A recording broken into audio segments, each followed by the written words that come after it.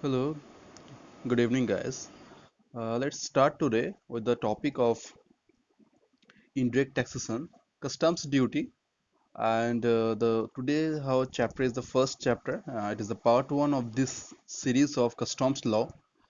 Let's start with the first chapter, where what we'll learn, we'll in nutshell we'll learn in the introduction, definitions, circumstances of levy of customs duty, means in which circumstances the custom duties can be levied and where the custom duties are chargeable.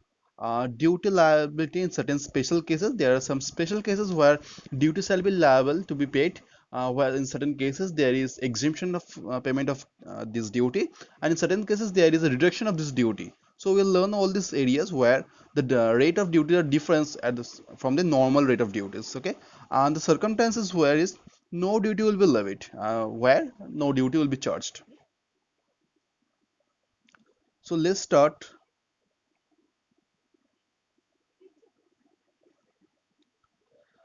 First we will know that this short title extend to the commencement of this act may be called as Customs Act 1962. So in future we'll call this act the Customs Act 1962. In MCQ question it can also be questions like tell me the act in which the custom act was formed.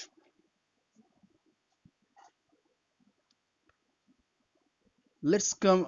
There are some short things. It is really very easy, and I don't need to explain all these things. Okay, come. Let's come to the point for exam point of view and also as well as a learning point of view. First, definitions. Adjecting. Hello, hello.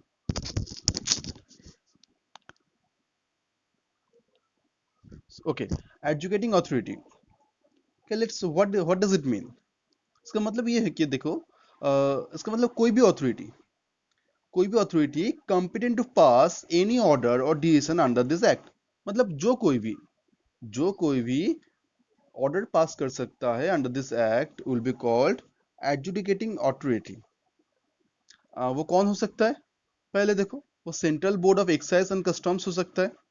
और कौन हो सकता है? Commissioner of customs हो सकता है. और कौन हो सकता है? कस्टम्स, एक्साइज और service tax appellate tribunal. Okay, these are very easy. These three authority, the three organizations has the authority to pass the act, to make the changes in the act, to make order in the act. What is called assessment? What is called assessment? Assessment means assessment in income tax. We learned that what is assessment. Assessment is assessing the tax. In short, we can say that assessment means assessing the tax liability. It's called assessment. Okay, there are certain type of assessment. We will learn all these things one by one. Let me tell you first that means determination of ड्यूटेबिलिटी.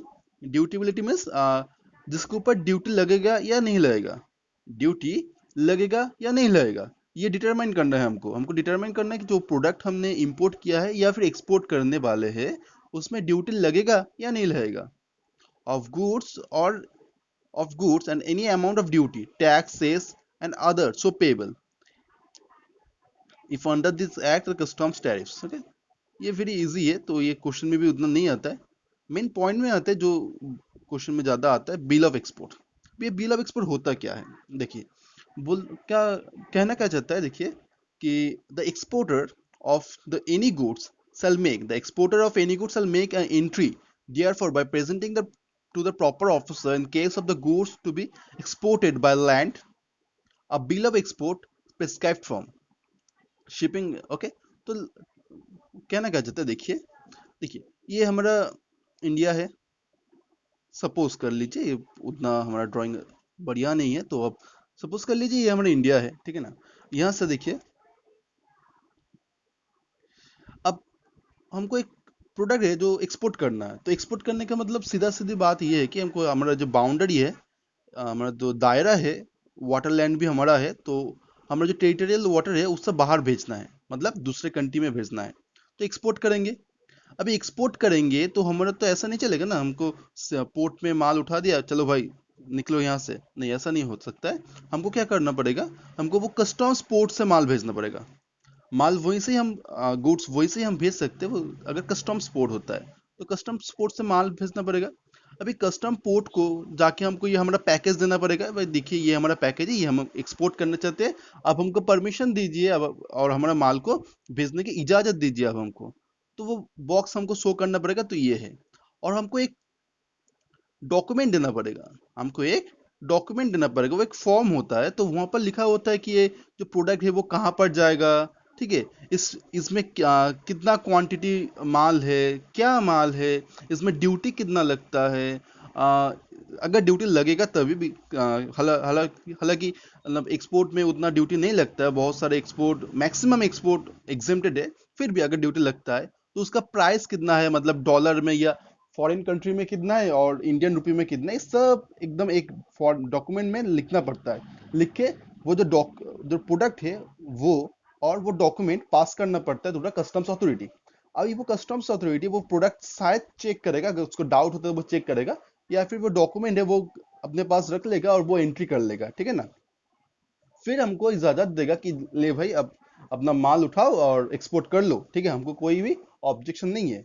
वो जो document हमने file किया, जिस document में हमने हमारा मतलब export के रिलेटेड सब कुछ लिख दिया, मतलब किसको एक्सपोर्ट कर रहे हैं, हम कौन है, पहले तो हमको लिखना पड़ेगा हम कौन है, हम कौन एक्सपोर्ट कर रहे हैं, तो हमारा नाम होगा, हमारा जीएसटी नंबर होगा, हमारा कोई पैन नंबर वगैरह कुछ डॉक्यूमेंट वगैरह हमको देना पड़ेगा। उसके बाद उसके अलावा भी हम जिसको भेज रहे हैं उसका एड्रेस नाम सब देना पड़ेगा, कौन सी कंट्री में भेज रहे हैं वो भी देना पड़ेगा, क्या भेज रहे हैं, कितने क्वांटिटी में भेज रहे हैं, उसका कितना प्राइस है, फॉरेन कंट्री में कितना रुपया है, शायद पकड़ लो $30 का, मतलब थर्टी थर्टी डॉलर का वो मटेरियल है। अभी वो $30 का मटेरियल का इंडियन वैल्यू भी कुछ होता है ना, तो वो इंडियन वैल्यू में कितना है, तो सब मिला के हमको भेजना पड़ेगा, तो सब मिला के हमको एक डॉक्यूमेंटेशन करना पड़ेगा।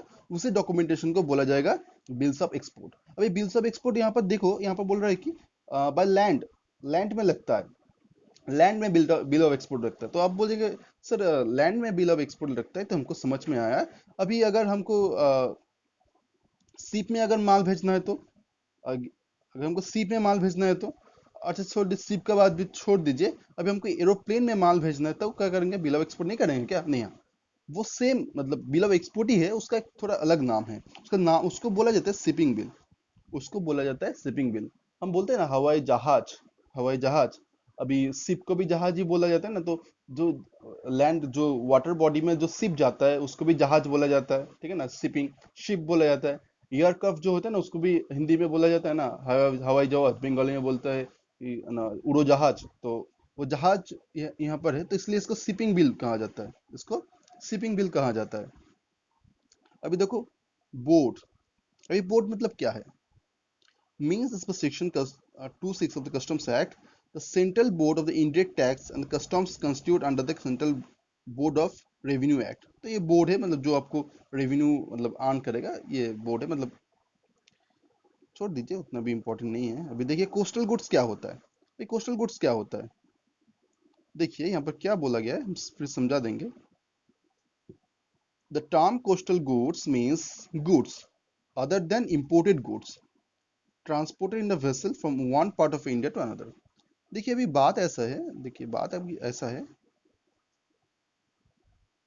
कि ये हमारा इंडिया है, सपोज कर लीजिए, मतलब इतना भी घटिया ड्राइंग कोई नहीं करता, हम ही करता है सिर्फ, तो ठीक है। तो अभी यहाँ पर एक पोर्ट है, यहाँ से माल भेजना होगा, ठीक है ना, माल आएगा बाद भेजा जाएगा, तो ये पोर्ट से इंडिया तक जाता है, मतलब भी यहाँ पर एक पोर्ट है, वहां से माल को भेजा गया इस पोर्ट तक, तो मतलब इंडिया से शुरू हुआ था और इंडिया में खत्म हो रहा है, तो अभी इम्पोर्टेड तो थोड़ी कहा जाएगा ना, ये तो इम्पोर्टेंट नहीं कहा जाएगा, इसको कोस्टल गुड्स कहा जाएगा। कोस्टल क्या कहा जाएगा, कोस्टल। भाई कोस्टल मतलब कौन क्या है, कोस्ट मतलब है ये जो बॉर्डर है ना, आपका जो इंडिया का जो मास बॉर्डर है, मतलब जहां पर धरती है, तो वो जो बॉर्डर है ना उसको कोस्टल एरिया कहा जाता है, मतलब जो समुंदर के एकदम करीब होता है, वो उस एरिया को कोस्टल एरिया कहा जाता है। तो अभी एक कोस्टल एरिया से प्रोडक्ट अगर जाके इंडिया के दूसरा कोस्टल एरिया में अगर लैंड होता है तो इसको बोलते हैं कोस्टल गुड्स। तो अभी बोलिए ये कोस्टल गुड्स क्यों आया, देखिए अभी ये अगर चला जाएगा बाहर इंडिया से तो इसको बोलेगा एक्सपोर्ट, अगर ये बाहर से घर में आता है तो उसको बोला इंपोर्ट। अगर वो इंडिया से जाकर इंडिया में लौट आता है, वो अपनी टेरिटोरियल जो बॉडी है, वाटर है, उसको क्रॉस नहीं करता है, तो उसको बोला जाता है कि कोस्टल गुड्स। अभी टेरिटोरियल वाटर क्या है वो कॉन्सेप्ट हम बाद में समझाएंगे आपको, ठीक है ना। अब ये देख लीजिए, कन्वेंस। कन्वेंस कन्वेंस क्या होता है? आसान भाषा में कन्वेंस होता है, जो मतलब गाड़ी होता है, हवाई जहाज होता है, वेसल होता है, वो कन्वेंस मतलब जिसके ऊपर हम माल को एक्सपोर्ट करेंगे या फिर इंपोर्ट करना चाहते हैं। अभी एक्सपोर्ट इंपोर्ट दोनों में ही हम तो खुद बाई हैंड डिलीवरी नहीं करेंगे ना। अभी सपोज पकड़ लीजिए, हमको अरब में, अरब अरबिया में, अरब में हमको, या दुबई में हमको एक गुड्स भेजना है। तो अभी ये तो बात ऐसा नहीं होगा ना, हम खुद चले जाएंगे दुबई में गुड्स एक्सपोर्ट करने के लिए, तो हमको मैक्सिमम, दुबई है बहुत दूर एरिया है, तो हमको एयरक्राफ्ट लेना पड़ेगा या फिर वेसल लेना पड़ेगा। लैंड से शायद नहीं होगा। दुबई में दुबई में अगर हम कुछ माल एक्सपोर्ट करना चाहते हैं, शायद लैंड से नहीं होगा, उतना भी हमको नॉलेज नहीं है, पर जितना हमारा नॉलेज है वो लैंड एरिया से कनेक्टेड नहीं है, तो लैंड से नहीं होगा। तो यह फिर अगर हम मतलब वेसल लेना पड़ेगा, मतलब जहाज लेना पड़ेगा, या फिर हमको एयरक्राफ्ट लेना पड़ेगा, तो इसमें से कोई हम चूज कर लेंगे। तो यही होता है कन्वेंस। वही कन्वेंस थ्री टाइप का ही होता है। वेसल हमको पता है, mode of transport three types का होता है: land, air and water. Learn sorry land, air and water. Land, air and water. तो अभी लैंड में क्या चलेगा? लैंड में व्हीकल चलेगा, लॉरी चलेगा, ट्रक चलेगा, बस चलेगा। अभी एयर में क्या चलेगा? अभी एयरक्राफ्ट ही चलेगा ना, एयरक्राफ्ट। आपको प्लेन चलेगा, हेलीकॉप्टर चलेगा, तो एयरक्राफ्ट चलेगा। और वाटर में क्या चलेगा? भाई शिप चलेगा, वेसल चलेगा, नाव चलेगा, बोट चलेगा, ये सभी चलेगा। तो इसको ही कहा जाता है कन्वेंस। इसको ही कहा जाता है कन्वेंस। देख लेते इसको डेफिनेशन में क्या कहा गया है। Conveyance includes a vessel on aircraft and vessel, a vessel and aircraft and a vehicle. The specific term are vessels by sea, aircraft by air and vehicle by land. तो ये तो समझ में आ ही गया होगा, ठीक है ना। अब ये आते हैं कस्टम्स एरिया। मतलब कस्टम्स का एरिया कौन सा होता है? कस्टम्स का एरिया कौन सा होता है? चलिए देख लेते। Section 211 of the customs act, section 211 of the customs act, customs area means area by which area area of a customs station, and includes an area in which the imported goods or exported goods are ordinarily kept before the clearance by the customs authority। Means क्या होता है कि हमारा जो court है ना, postal area है ना, ये हम सपोज पकड़ लीजिए हम इंडिया है, तो यहाँ पर जो हमारा पोर्ट है, पोर्ट मतलब क्या होता है? जहाँ पर वो आपका जो जहाज आएगा, बाहर से आएगा, वो आएगा यहाँ पर लैंड करेगा, अपना प्रोडक्ट जो है ना वो यहाँ पर इंस्पेक्शन के लिए भेजेगा। ऐसे ही नहीं होता इंपोर्ट और एक्सपोर्ट। देखिए, अगर एक्सपोर्ट करना पड़ता है तो अंदर से लोग आके गाड़ी लाके यहाँ पर कस्टम स्टेशन में आएगा, ठीक है ना। एक एरिया होता है, शायद ये पकड़ लीजिए वो कस्टम्स एरिया है।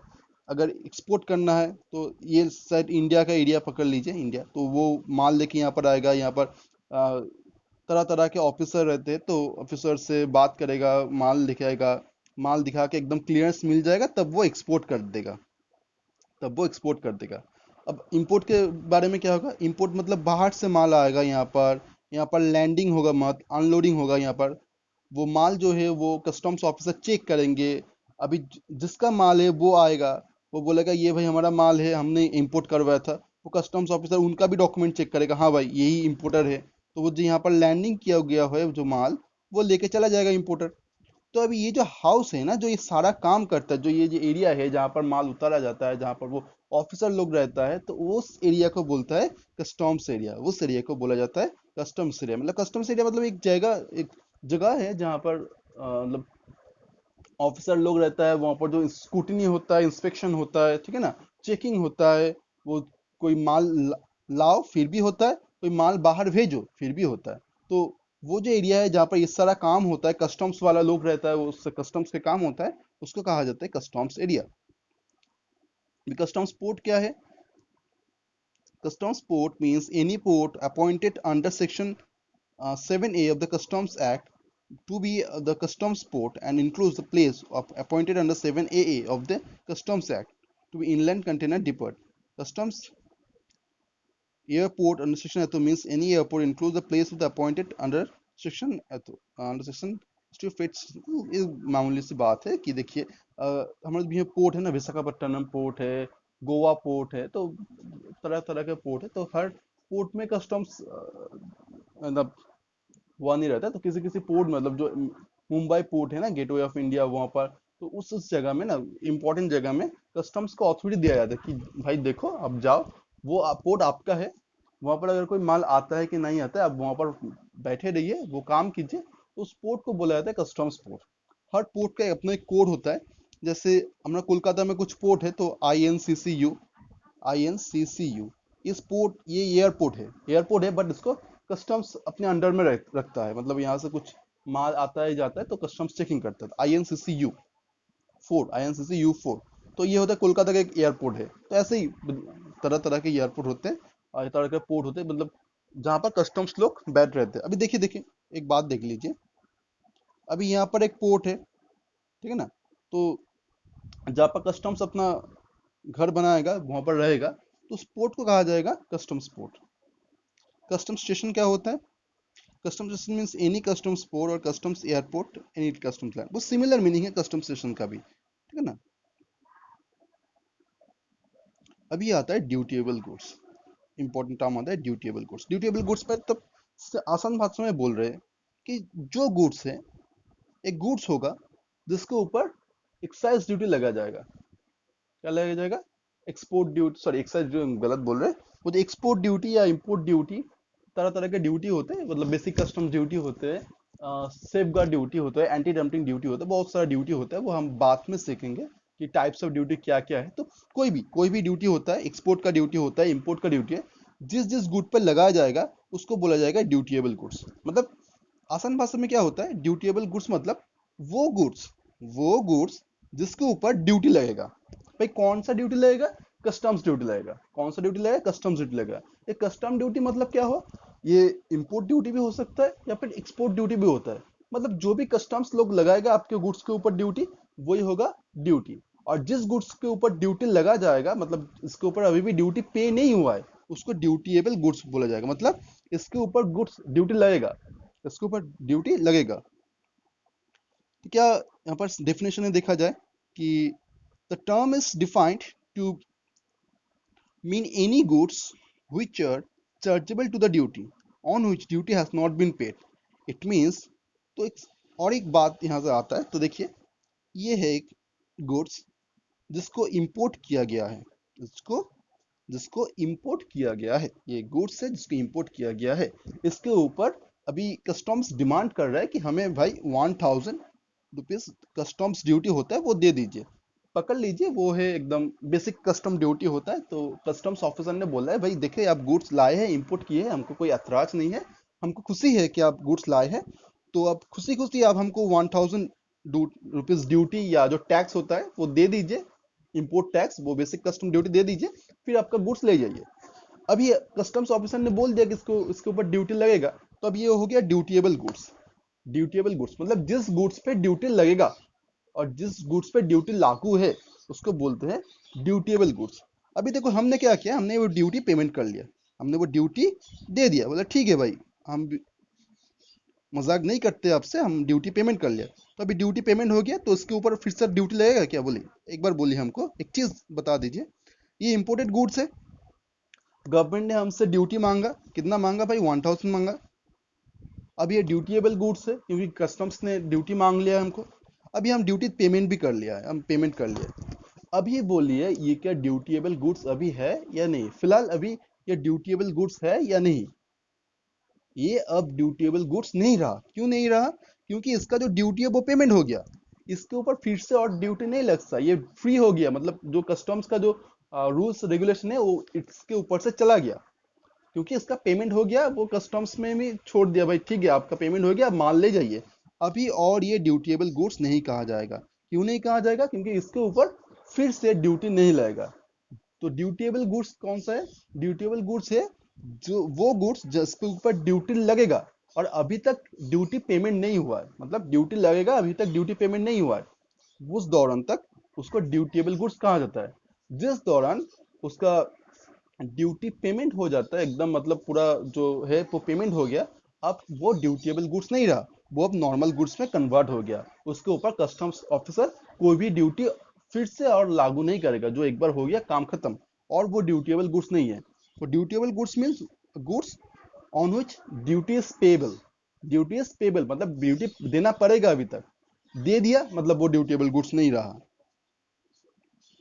तो इसके लिए दो कंडीशन सेटिस्फाई करना पड़ेगा। ड्यूटेबल गुड्स होने के लिए दो कंडीशन सेटिस्फाई होना पड़ेगा।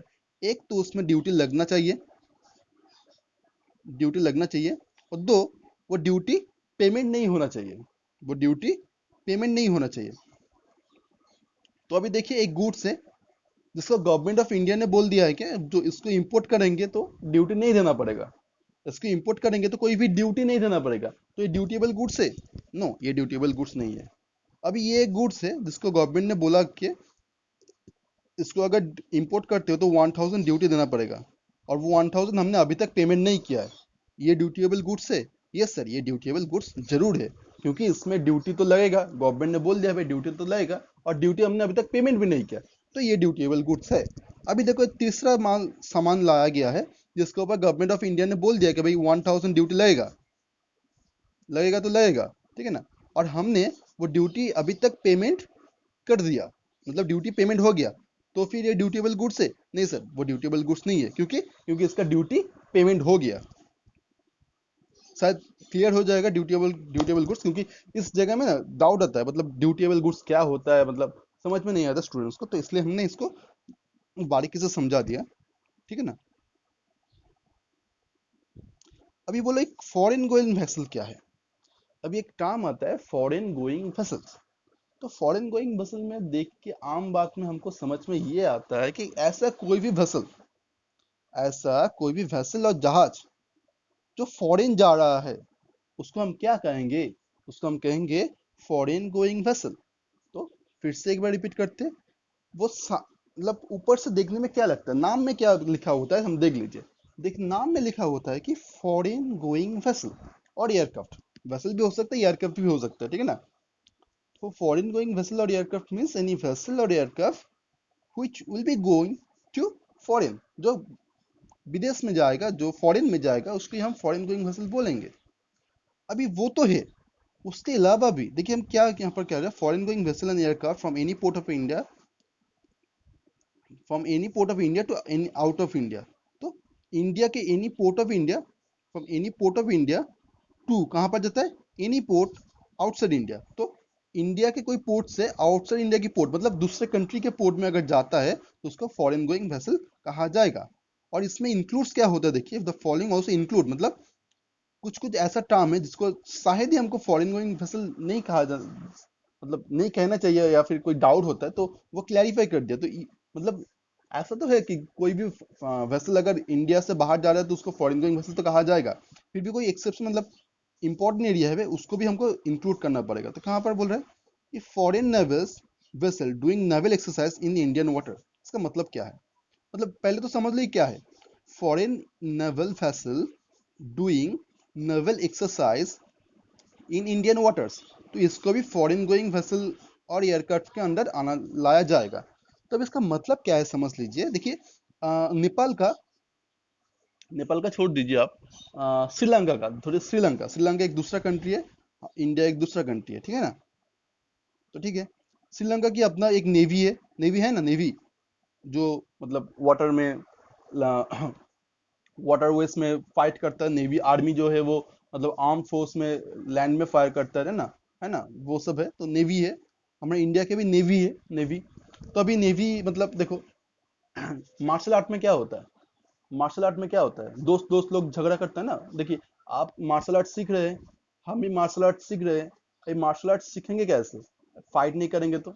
ये फाइट किससे किया जाता है? फाइट भाई दुश्मन से किया जाता है ना। देखिए, फाइट हम किससे करेंगे? फाइट दुश्मन से किया जाता है, फाइट हम दुश्मन से करेंगे। पर आप कोई ट्रेनिंग इंस्टीट्यूट में जाते हो, मार्शल आर्ट सीखने जाते हो या फिर कैरेटे सीखने जाते हो, वहां पर आप फाइट ट्रेनिंग के बाद किससे करते हो? भाई अपने दोस्त से ही फाइट करते हैं। क्यों? अपना स्किल डेवलपमेंट के लिए।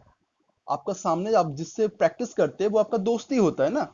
वो आता है आपके पास, आप उसके पास जाते हैं, आप थोड़ा मारपीट कर लेते हैं, वो सीख लेते हैं, ठीक है ना।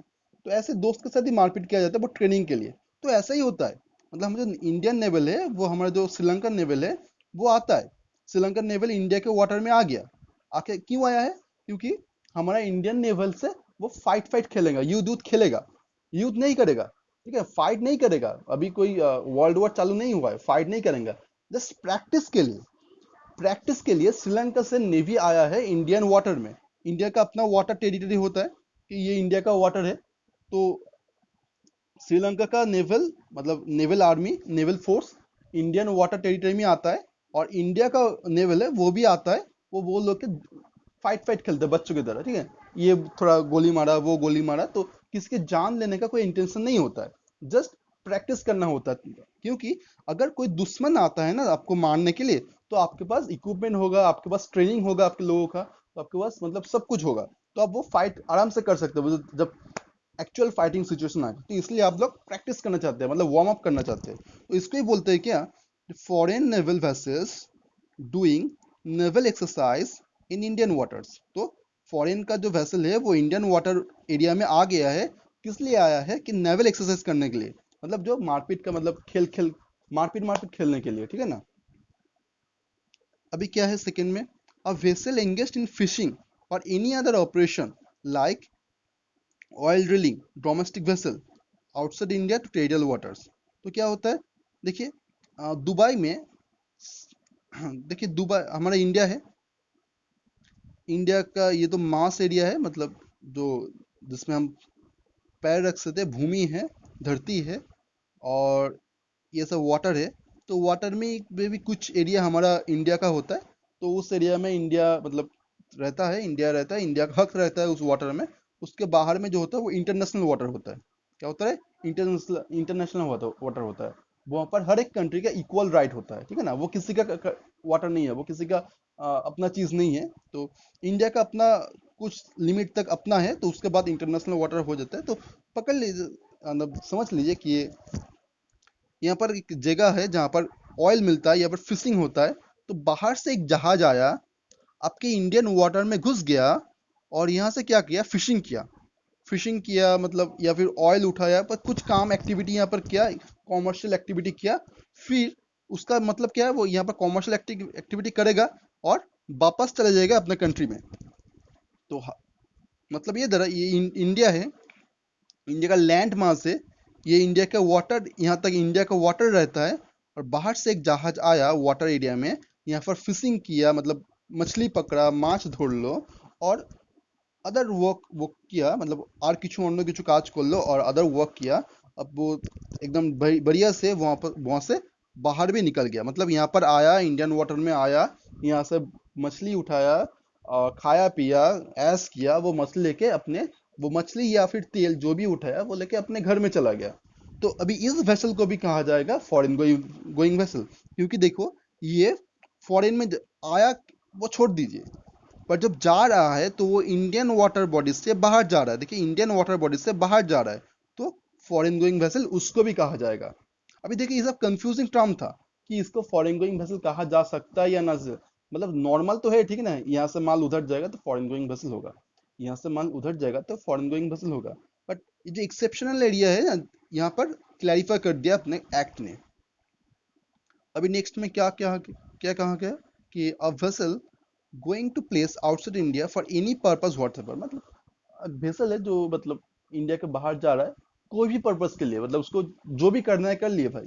तू इंडिया से बाहर जा रहा है ना, आपको अब वेसल है आपका, वो आप इंडिया से बाहर भेज रहे हैं, तो उसको फॉरेन गोइंग वेसल कहा जाएगा। अब ये क्वेश्चन आता है ना, मतलब आपको क्वेश्चन दिया जाएगा कि वो सिचुएशन दिया जाएगा कि ये सिचुएशन है, अभी आप बोलिए जो वेसल है वो फॉरेन गोइंग वेसल है या नहीं है। ठीक है, चलो अब गुड्स कहाँ जाता है, देखो अभी हमने पहले ही पढ़ा है ड्यूटीएबल गुड्स, मतलब जिस गुड्स पे ड्यूटी लगता है वो ड्यूटीएबल गुड्स है। और गुड्स क्या है, अभी देखिए गुड्स और ड्यूटीएबल गुड्स क्या सेम है? नहीं, सेम नहीं है। गुड्स मतलब कोई भी चीज हो सकता है, कोई भी चीज हो सकता है। और ड्यूटीएबल गुड्स मतलब वो होता है, वो गुड्स जिसके ऊपर ड्यूटी लगता है। तो सपोज पकड़ लीजिए यहाँ पर हमारा कुछ गुड्स है जो फॉरेन में जा रहा है या फॉरेन से आ रहा है, मतलब इंपोर्ट और एक्सपोर्ट कुछ भी हो रहा है। ये ए है, ये बी है, ये सी है, ये डी है, तो ये सारा गुड्स है हमारा। अभी देखो गवर्नमेंट ने बी के ऊपर ड्यूटी लगा दिया है, डी के ऊपर ड्यूटी लगा दिया है, सी के ऊपर ड्यूटी लगा दिया है। तो देखो ABCD ये सारा गुड्स है, but BCD only dutiable goods है, ए ड्यूटेबल गुड्स नहीं है। तो ये डिफरेंस होता है। गुड्स मतलब एवरीथिंग होता है, गुड्स मतलब सब कुछ होता है, और ड्यूटेबल गुड्स मतलब वो होता है जिन जिन गुड्स पे ड्यूटी लगता है, मतलब कस्टम्स ऑफिसर ने बोल दिया है भाई इसमें हमको ड्यूटी देना पड़ेगा तो पड़ेगा, ठीक है ना, देना पड़ेगा तो पड़ेगा। तो अभी जान लेते हैं गुड्स क्या होता है। भाई गुड्स क्या होता है? वेसल, एयरक्राफ्ट और व्हीकल। जो वेसल होता है, जो एयरक्राफ्ट होता है, वो व्हीकल होता है, वो भी गुड्स हो सकता है। मतलब देखिए अब तो लैपटॉप मंगाए बाहर से, इंपोर्ट किए हैं, मतलब सपोज यूएसए से आपने लैपटॉप मंगवाए हैं, तो आप लैपटॉप के औकात में है तो आप लैपटॉप ही मंगाएंगे ना। अब आपका लैपटॉप का औकात है, आप लैपटॉप मंगवाएंगे। अभी सोच लीजिए मुकेश अंबानी है, वो थोड़ी लैपटॉप मंगाएगा, वो तो हेलीकॉप्टर मंगाएगा, वो तो एयरक्राफ्ट मंगवाएगा, ठीक है ना। तो अगर वो एयरक्राफ्ट मंगवाता है, वो हेलीकॉप्टर मंगवाता है, तो उसको भी गुड्स कहा जाएगा, उसको भी गुड्स कहा जाएगा, क्योंकि गुड्स मतलब हमारा नॉलेज में रहता है, मतलब छोटा छोटा चीज, साइकिल होगा, मतलब वो ट्रिमर हो जाएगा, लैपटॉप हो जाएगा, कोई मशीनरी हो जाएगा, तो गुड्स है, वो तो गुड्स है ही, वो तो गुड्स है ही। तो उसके अलावा भी कुछ चीज होता है जिसमें हमको डाउट लगता है। देखो गुड्स का सेक्शन है, नॉर्मल गुड्स तो गुड्स हो, इंक्लूड्स मतलब उससे अलावा भी ये भी चीज जिसमें डाउट होता है वो भी गुड्स है। कौन से गुड्स? वो अगर व्हीकल होता है तो गुड्स है। स्टोर्स होता है, मतलब क्या देखो स्टोर्स क्या होता है, अभी एक व्हीकल है, ये जहाज पकड़ लो, बहुत ही घटिया ड्राइंग है, मतलब ये रेक्टेंगुलर जहाज है।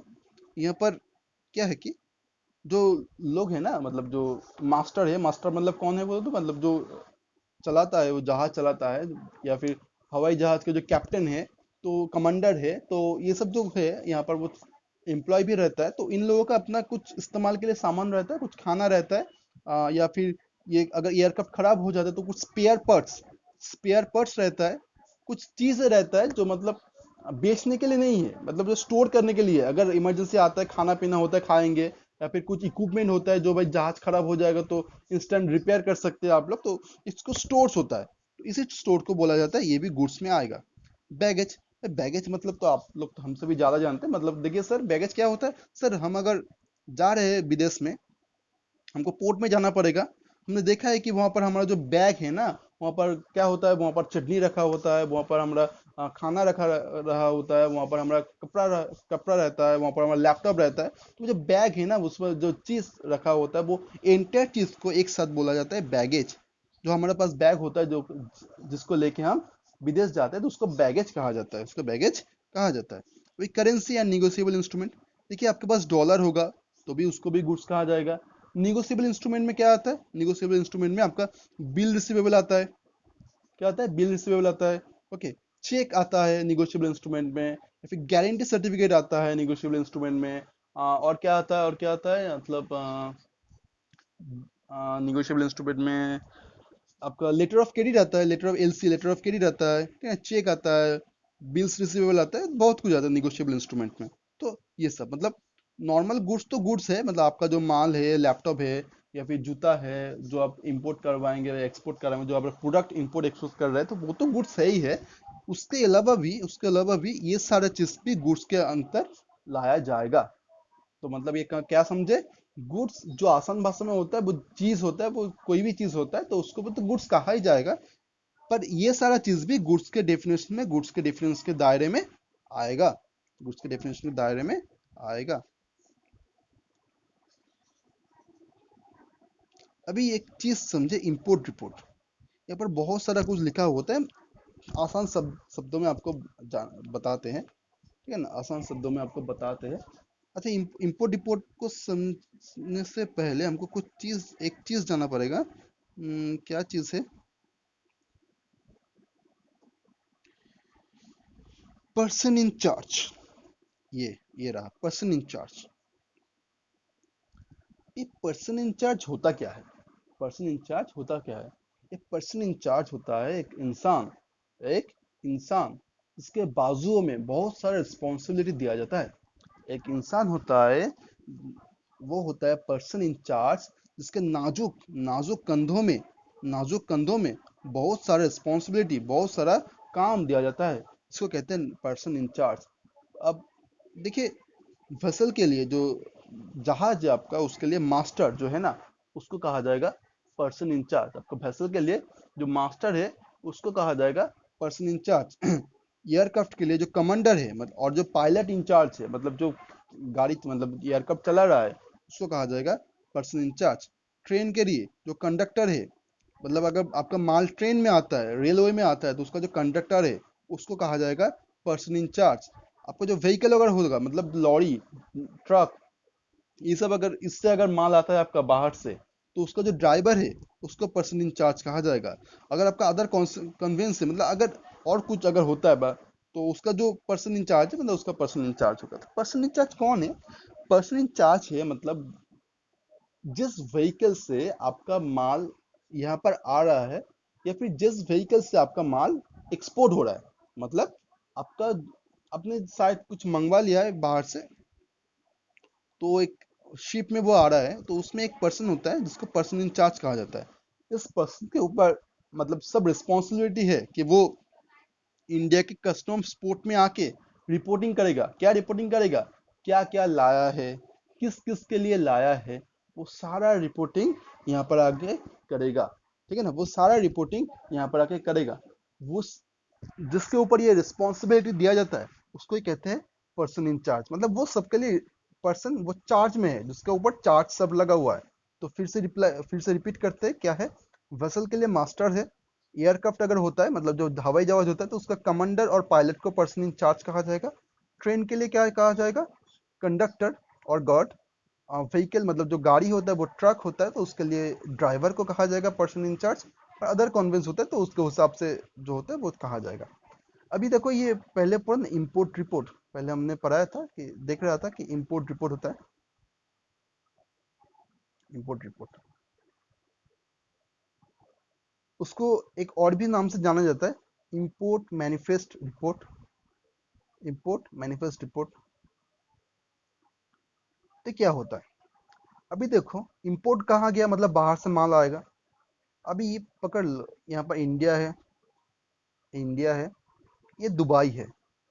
यहाँ से एक बंदा आता है अपना एयरक्राफ्ट लेके, उड़ उड़ के आता है, वो इंडिया के पोर्ट में आता है, ठीक है ना। तो अभी वो इंडिया के पोर्ट में जब आएगा मतलब उसके, तो वो क्या करेगा, एक डॉक्यूमेंट देगा इंडिया को।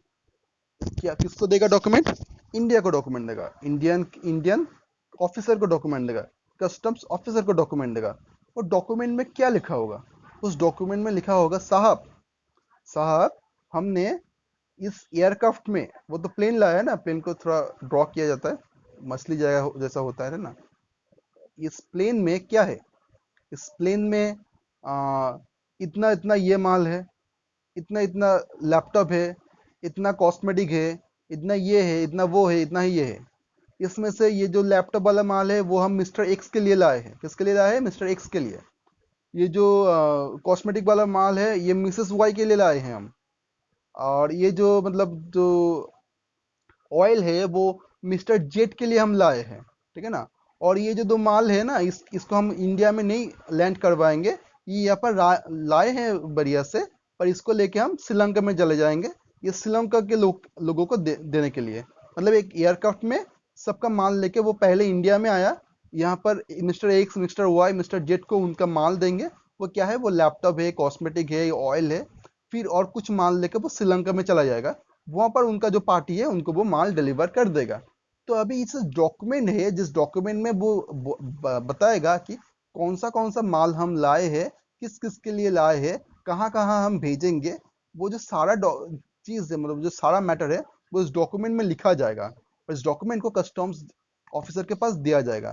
तो इस डॉक्यूमेंट को ही बोला जाएगा इंपोर्ट रिपोर्ट। मतलब इंपोर्ट, हम किस किस चीज को इंपोर्ट करवाने वाले हैं उसका एक रिपोर्ट है, इंपोर्ट रिपोर्ट। ठीक है ना। अभी इससे फायदा क्या होता है? अभी इससे कस्टम्स ऑफिसर को पता चल जाता है कि कौन सा माल किस किस के लिए लाया गया है।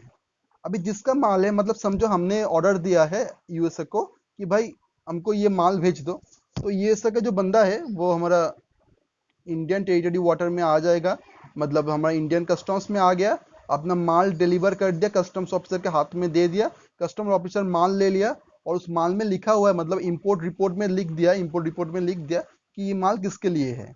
अभी हमको पता चल गया कि माल डिलीवर हो गया इंडिया में। हम जाएंगे, जाके बोलेंगे देखिए भैया ये माल हमने मंगवाए है, ये हमारा पैन कार्ड देख लीजिए, हमारा नाम चेक कर लीजिए, हमारा आधार कार्ड देख लीजिए, और हम एक आपको इंपोर्ट रिपोर्ट भी देते हैं वहाँ पर। मतलब हम सारा चीज़ हम यहाँ पर लिख देंगे कि हमने, हमारा परिचय क्या है, हम कौन है, हम कहाँ से मंगवाए, कितना कितना माल मंगवाए हैं। तो अभी वो कस्टम्स ऑफिसर क्या करेगा, वो इंपोर्ट रिपोर्ट देखेगा कि भाई ये माल किसके लिए लाया गया है, और हमने जो डॉक्यूमेंट दिया वो देगा कि हाँ यही लोग है जिसके लिए माल लाया गया है। अभी कस्टम्स ऑफिसर क्या बोलेगा, भाई ठीक है आपका माल है, हम मान लेते हैं आपका माल, आप ले जाइए, और जो ड्यूटी है ना, वो टैक्स है, वो हमको पेमेंट कर दीजिए। यही माजरा है, यही माजरा है, सिंपल। अभी देखो यहाँ पर क्या कहा गया है, person in charge of vehicle, vehicle मतलब lorry, truck, carrying imported goods delivered to the proper officer report within 12 hours arrival after arrival। मतलब ये इंपोर्ट रिपोर्ट कब देना पड़ेगा, देखिए अगर ड्राई माल लॉरी से आ रहा है या फिर कोई व्हीकल मतलब ट्रक लॉरी इस तरीके की चीज से माल आ रहा है, तो वो जब इंडियन कस्टम्स में आएगा, इंडियन बॉर्डर में आ जाएगा, आने के बाद से 12 घंटा उसको टाइम दिया जाएगा। भाई तू बैठ, खाना पी, चना पी, ठीक है ना, पानी पी, 12 घंटा रेस्ट ले, 12 घंटे के अंदर हमको वो रिपोर्ट दे दो। अगर नहीं देते तो हम आपको माल एक्सेप्ट नहीं करेंगे। तो कितना टाइम मैक्सिमम दिया गया है, 12 घंटा। तो आप व्हीकल लेके, आप लॉरी लेके आप दूसरा का माल लाएंगे, इंपोर्ट करेंगे, वो आप कस्टम्स ऑफिसर के पास आएगा, फिर आपको 12 घंटे के अंदर वो इंपोर्ट रिपोर्ट देना पड़ेगा। In case of vessel, vessel मतलब जहाज, और एयरक्राफ्ट मतलब हवाई जहाज, person in charge deliver to the proper officer import general manifest, import general manifest IGM, मतलब वो एक ही चीज है, इंपोर्ट रिपोर्ट, ठीक है ना। इलेक्ट्रॉनिकली मतलब कैसे, किस तरीके से देता है, अगर वेसल और अगर वेसल और एयरक्राफ्ट होता है तो किस तरीके से देता है, इलेक्ट्रॉनिकली, मतलब पोर्टल होता है ना, उसमें पोर्टल में जाके डॉक्यूमेंट सबमिट करना पड़ता है, ऑनलाइन करना पड़ता है, ऑनलाइन करना पड़ता है।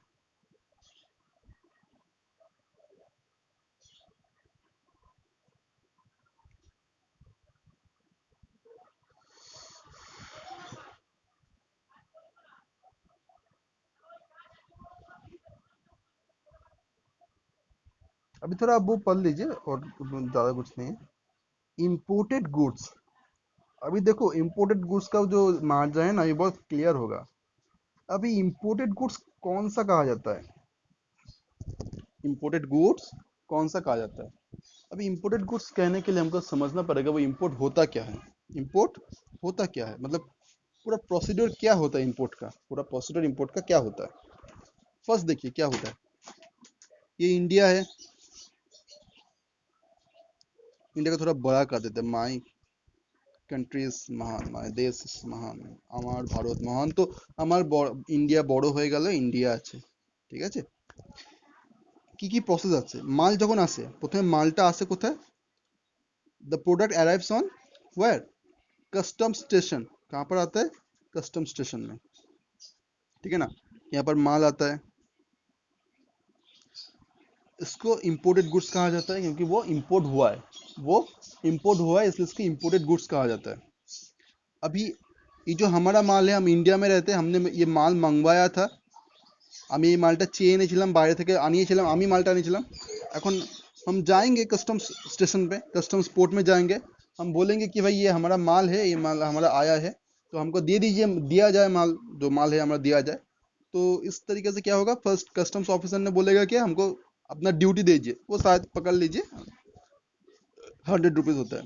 तो हमने क्या किया, 100 रुपीज पेमेंट कर लिया, उसके ऊपर में मुंह में पेमेंट कर दिया, हमने पेमेंट कर दिया, और उसके बाद बिल को क्लियर, मतलब प्रोडक्ट को क्लियर करवाया मतलब वो हमने कस्टम स्टेशन के बाहर ले आए, वो माल हम कस्टम स्टेशन के बाहर ले आए और इंडिया के अंदर बेच दिया, मतलब इंडिया बेच दिया या फिर यूज किया, कुछ भी कर सकते हैं हम, इनका बेच भी दे सकते हैं और कुछ भी कर सकते हैं, ठीक है ना। तो अभी क्या हो जाएगा, तो अभी देखो ये बात ऐसा है कि जिस वक्त जिस वक्त उस माल का पेमेंट भी हो गया, और वो जो माल है, वो जो गुड्स है, वो कस्टम स्टेशन के बाहर आके इंडिया के नॉर्मल मार्केट में आ गया, इंडिया के लोग के हाथ में आ गया, उस वक्त उसको और इंपोर्टेड गुड्स कहा नहीं जा सकते। इसका मतलब क्या है? माल आया, इसको हम इंपोर्टेड गुड्स कह सकते हैं, इंपोर्टेड गुड्स कह सकते हैं, इसके ऊपर टैक्स पेमेंट हो गया, और इस माल को जो रिसीवर है वो लेके चला गया कस्टम स्टेशन के बाहर। जिस वक्त वो कस्टम स्टेशन के बाउंड्री क्रॉस कर लेगा, उसी वक्त उसके ऊपर से इंपोर्टेड गुड्स का टाइटल घट जाएगा, वो और इंपोर्टेड गुड्स नहीं रहेगा, उस वो सिंपल इंडियन गुड्स में कन्वर्ट हो जाएगा, बस उसको नॉर्मल गुड्स की तरह अभी उसको ट्रीट किया जाएगा। फिर से समझाता हूँ, कुछ गुड्स बाहर से इंडिया में आता है, उसको इंपोर्टेड गुड्स हम कहते हैं। अभी इंपोर्टेड गुड्स जो कहते हैं वो पहले कस्टम स्टेशन में बैठता है, वहां पर ऑफिसर लोग उसका चेकिंग करता है। अभी ऑफिसर के पास हम आए कि ये भाई हमने गुड्स मंगवाए हैं, हमको गुड्स दिया जाए। कस्टम्स ऑफिसर ने हमसे पैसा मांगा, बोला कि जो टैक्स है वो दे दो और अपना गुड्स ले जाओ। हमने वो टैक्स भी दे दिया, और जो फॉर्मेलिटीज होता है, मतलब बिल ऑफ इम्पोर्ट, बहुत सारा फॉर्मेलिटीज होता है, फॉर्मेलिटीज हमने कम कर लिया, वो फॉर्मेलिटीज हमने कर लिया। हमने वो डॉक्यूमेंट जो चाहता है, मतलब एक कस्टम्स ऑफिसर टैक्स भी मांगता है और डॉक्यूमेंट भी मांगता है, तो डॉक्यूमेंट मांगता है, वो जो प्रोसीडियर है सब हमने करवा लिया, और सब करवा के एकदम कस्टम्स ऑफिसर सेटिस्फाई हो गया, बट ठीक है भाई, अभी आप अपना माल शांति से ले जा सकते हैं। अभी ये माल जा रहा है हमारे पास, अभी ये माल मेरे पास आ रहा है। अभी जिस दौरान कस्टम्स का जो बाउंड्री है वो क्रॉस कर लिया, उसी दौरान ये और इंपोर्टेड गुड्स नहीं रहा, ये और इंपोर्टेड गुड्स नहीं रहा, ये हो गया नॉर्मल गुड्स। ठीक है ना, ये होगा नॉर्मल गुड्स क्या। तो यहाँ पर क्या कहते हैं देखो, the term imported goods means any goods brought into India, मतलब कोई भी गुड्स जो इंडिया में लाया गया है from a place outside India, India के बाहर से इंडिया में लाया गया है, but does not include goods which has been cleared for home consumption. मतलब जो गुड्स को होम के लिए क्लियर करवा लिया गया, मतलब वो टैक्स पेमेंट हो गया, उसका सब मतलब डॉक्यूमेंट फाइलिंग हो गया, और वो गुड्स जिसका गुड्स है वो लेके चला गया, तो वो इंपोर्टेड गुड्स नहीं कहलाएगा। जब तक वो कस्टम स्टेशन में है, जब तक उसके ऊपर ड्यूटी नहीं लगाया गया है, जब तक वो होम कंजम्पशन के लिए क्लियर नहीं हुआ है, तब तक वो गुड्स को इंपोर्टेड गुड्स कहा जाएगा। अगर होम कंजम्पशन के लिए क्लियर हो गया है, उसको इंपोर्टेड गुड्स नहीं कहा जाएगा, उसको इंपोर्टेड गुड्स नहीं कहा जाएगा।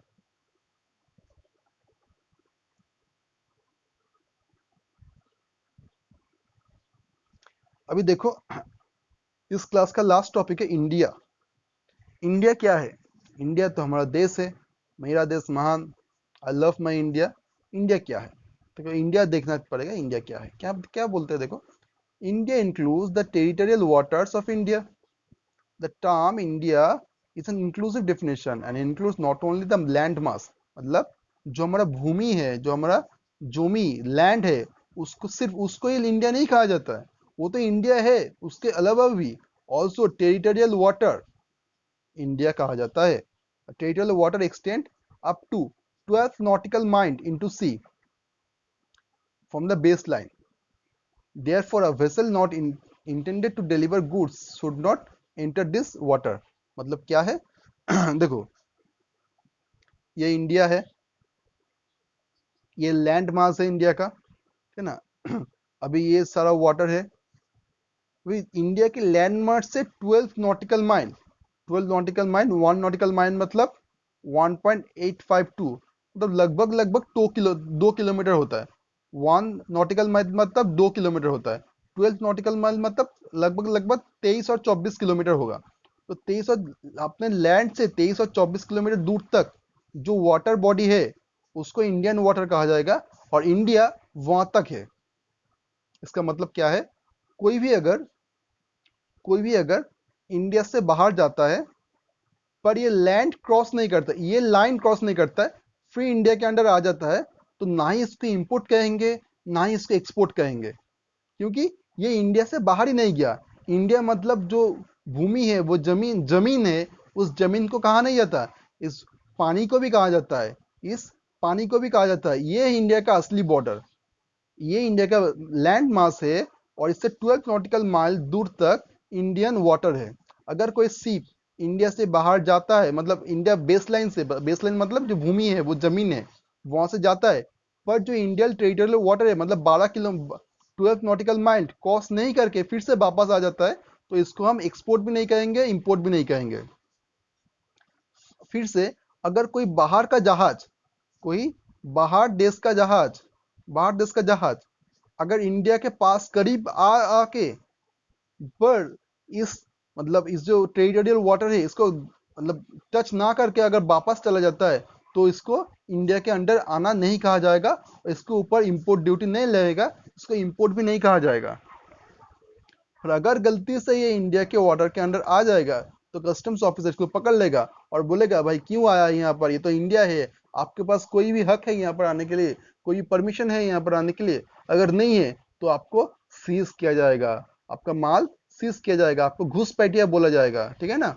और अगर आपको पास कोई सिंपल इंटेंशन है, मतलब ठीक है हम माल भेजने के लिए यहाँ पर आए, तो ठीक है, तो आइए ना, स्वागत है आपके इस देश में, आप आइए यहाँ पर, टैक्स दीजिए, आप माल उतारिए, चले जाइए, आपका जो काम है वो करके।